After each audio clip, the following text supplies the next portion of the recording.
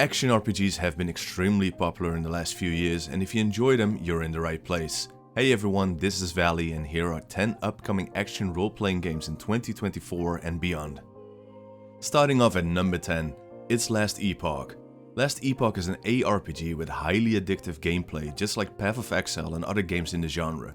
The game features 15 mastery classes and a lot of unique skill trees, which gives us a good amount of build variety and opportunities to experiment. This might seem daunting, but the general player consensus during early access has been very positive. I had a little taste as well, and Last Epoch seems to be very promising. The only thing I'm worried about is the endgame and perhaps seasonal content. Those things make or break the longevity of these games. Luckily, the developers promised to steadily release updates to the endgame systems while they're working on new cycles. Anyway, I cannot wait. Last Epoch is coming to PC on the 21st of February. Next up is number 9, the highly anticipated sequel to Final Fantasy VII Remake. I'm really curious to see what they have in store for us with Final Fantasy VII Rebirth. Remake is very well liked, but also show that Square Enix is willing to change things. Rebirth is going to follow the story of Cloud and his companions right after they leave Midgar, and so it features a more open structure when compared to the previous game. I was pretty much aboard with the combat and remake, and it seems like Rebirth is going to give us more flashy gameplay with the synergized attacks from Intermission. Final Fantasy VII Rebirth is coming to PlayStation 5 on the 29th of February and PC at a later date. Number 8 is Dragon's Dogma 2. I never played the original, but have heard great things from friends who did. According to Capcom, this sequel has a larger world, more classes, also known as vocations, and an impressive character creator. I wouldn't be surprised if this game would be a huge contender for Game of the Year. The combat looks absolutely amazing due to all these interesting weapon and skill combos. A vocation using frost spells and a greatsword? Sign me up. Aside from your own character, you also have the opportunity to use pawns, which are NPCs who will assist you in battle.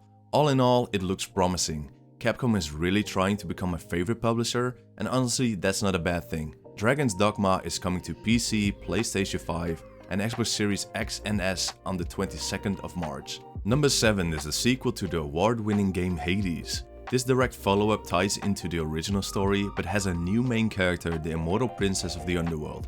In Hades 2, you need to survive multiple waves of enemies in roguelite fashion. Along the way, you will get introduced to new weapons, several buffs, and boons from divine beings. The storytelling in Hades was really good and had a good amount of humor, so I'm especially looking forward to the banter between all the characters. Supergiant Games showed us with Hades that they are very capable of delivering a tight action-packed game, so be sure to put the sequel on your wishlist. Hades 2 is going to be released in early access on PC during the first half of this year. Next up is number 6, Black Myth: Wukong. This game took the internet by storm when the first trailer was released a few years ago, and to be honest, I don't blame them. This game looks really good. Black Myth: Wukong takes inspiration from the Chinese novel Journey to the West and presents the story with gorgeous environments and brutal action. Several videos showed us the main character going up against powerful enemies while using several tools in his arsenal like a staff and transformations. I cannot wait to dive into this game and fight countless enemies with all those exciting abilities. Black Myth: Wukong will be coming to PC, PlayStation 5 and Xbox Series X and S on August the 20th. On to number 5, Avowed. This is going to be Obsidian's return high fantasy after their adventure to space. Avowed is a first-person action RPG set in the world of Eora, the universe of the beloved Pillars of Eternity. The game features dynamic melee combat, magic powers and colorful characters. People have been comparing this title with Bethesda's Elder Scrolls series, and it's easy to see why. I'm really interested to experience what Obsidian will do with this title. They created some of my favorite games over the years, including Fallout New Vegas and Pillars of Eternity. Obsidian Entertainment is great at providing interesting dialogue choices and fascinating storytelling. This will probably be no different for Avowed. The game is coming to PC and Xbox Series X and S in 2024. Next up is number 4, the latest installment in the Monster Hunter series. Like I said, Capcom is really trying to become my favorite publisher, and Monster Hunter Wilds is one of those reasons. Wilds can be seen as the follow-up to Monster Hunter World, which came out for several platforms in 2018.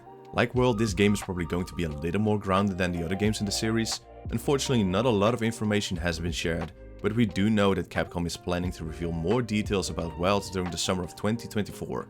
However, the trailer gave us an idea of what we can expect. It showed us a large open environment, stampedes, dynamic weather effects, and a cool looking mount. I'm thinking Monster Hunter Wilds might become way bigger than the previous titles, but for now we will have to wait for more details. Monster Hunter Wilds is planned for release in 2025 for PC, PlayStation 5 and Xbox Series X and S. On number 3, it's Dragon Age Dreadwolf. This game has been in development for a long time, and to be frank, it hasn't been completely smooth sailing for BioWare. There was supposedly some leaked gameplay earlier last year, which seemed to contain real-time action combat just like God of War, which has me a bit on the fence. I absolutely love God of War, but hopefully Dragon Age doesn't shy away from its role-playing features. Although there's going to be a full reveal in the summer of 2024, so hopefully we will get all the juicy details that we've been looking for. I'm not sure if they are going to give us a release date, but I wouldn't be surprised if they do. Dragon Age Dreadwolf has been announced for PC, PlayStation 5 and Xbox Series X and S. Next up is number 2, The Witcher 4, also known as Project Polaris. The Witcher 4 is fully in production since this year, so unfortunately we will have to wait for a while to get gameplay footage. However, we already know that CD Projekt Red is scaling up to create even a bigger experience. They expect to have around 400 people working on the game by the middle of this year. We also know that the game is using Unreal Engine 5 and not the Red engine, which was used for several other games like The Witcher 3 and Cyberpunk. I'm curious to see what they can do with a different engine. Let's end the list with a DLC for Elden Ring. Shadow of the Erdtree is one of the most anticipated expansions in a while. From Software does not disappoint when it comes to downloadable content. Even to this day, Artorias of the Abyss for Dark Souls and the Old Hunters for Bloodborne are regarded as some of the best DLCs of all time. From Software knows how to build upon the base game with new intense boss fights and well-crafted areas. Hopefully that's also the case for Shadow of the Erdtree. The DLC was announced a while ago, but since then we haven't seen anything at all besides one teaser image. I really cannot wait to go back to the lands between and try out different builds. Elden Ring quickly became one of my favorite games of all time, so hopefully we will hear something about the DLC soon enough. And there you have it, 10 upcoming action role-playing games in 2024 and beyond. Let me know in the comments which game from this list you're most looking forward to.